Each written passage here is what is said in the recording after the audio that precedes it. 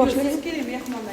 Shirin opa yaxshimisiz? Yaxshi, rahmat. Yaxshi kelibsiz. Ishtamidi Shirin opa? Ha, ishdadim. Hamshiram o'zi poliklinikaga ishlayman.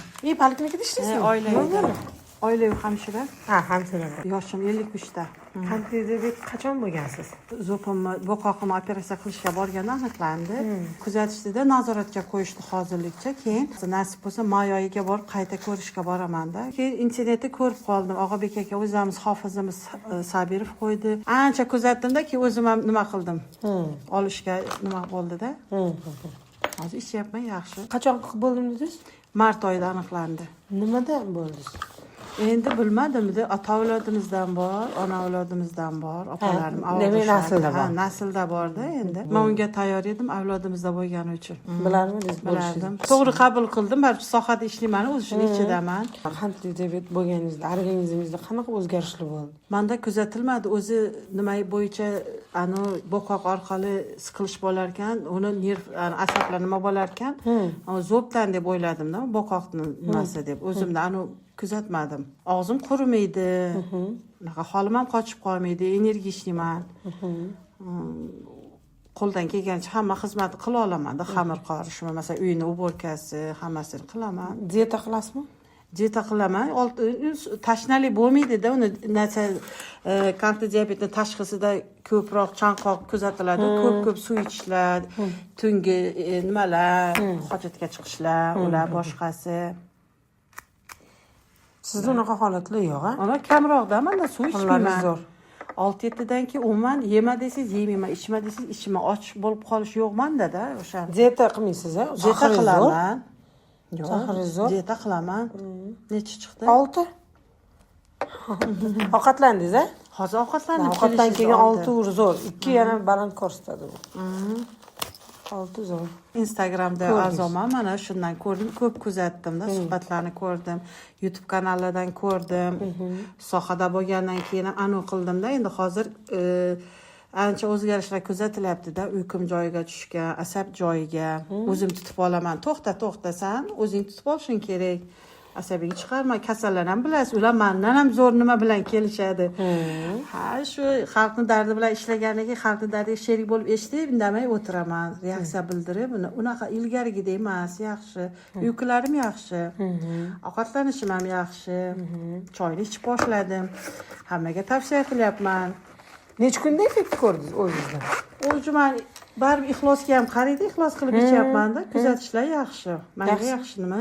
Yaxshi ta'sir. Qanchada ko'rdingiz o'z effektini? O'sha men ichgandan keyin 2-3 kundan keyin e'tibor qilib boshladim-da, yengillik sezdim, uyqular normallashdi, asab joyiga tushdi, nima bo'ldi. Hamma narsada me'yor ko'ryapman-da.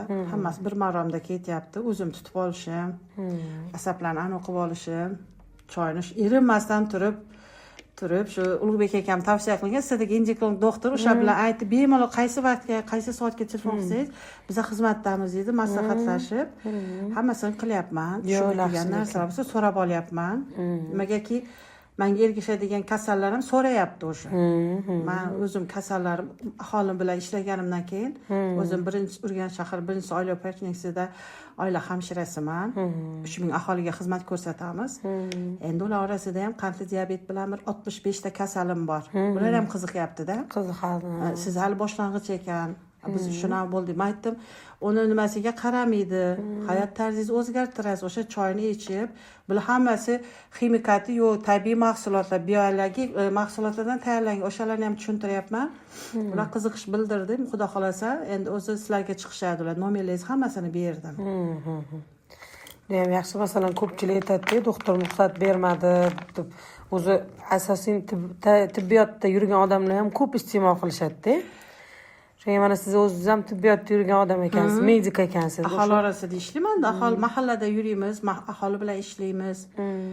Menimcha bu faqat qandli diabet emas, surunkali kasallikda og'riyotgan hamma kasalga tavsiya qilish kerak. Men shunaqa o'ylayman. Bu ichida hech nima yo'q, 7 xil dorivor mahsulotlardan tayyorlangan.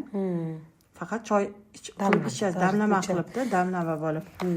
O'zingiz medik sifatida bemalol tavsiya qila olaman. Nimagaki ichib o'tiribman, kuzatyapman, ko'ryapman. Har kuni iste'mol qilyapman. Rioya qilgan holda avval ham doktor yozib bergan ko'rsatmasini qilib keyin nima qilish kerakda, shikoyat qilish kerak. Uni aytganini qilmay, e'tibor qilmay, hech nima qilmay, o'ziga o'zi aniq qilsa, u to'g'ri kelmaydi.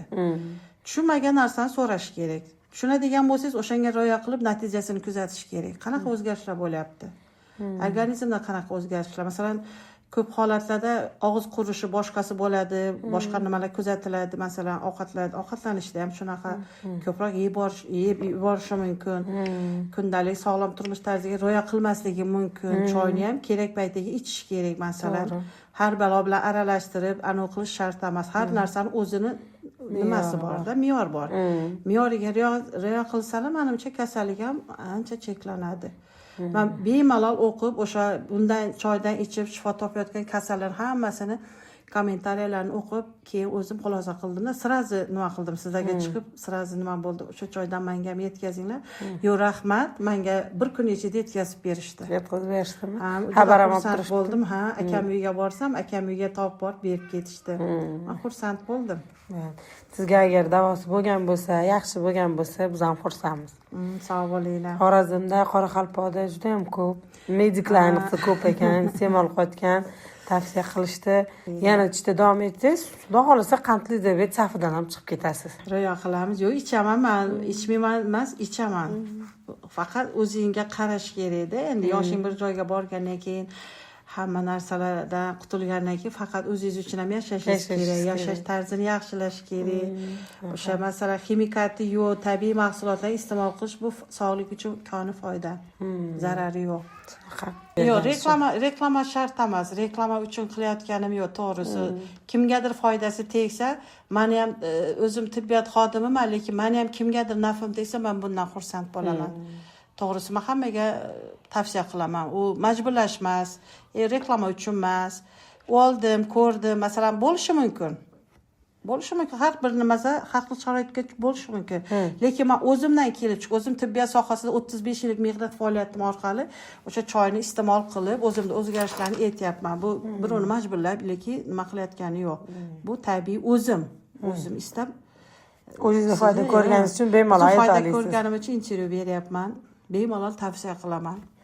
Endi men qandli diabet emas, boshqa kasallik ham ichishni tavsiya qilardim.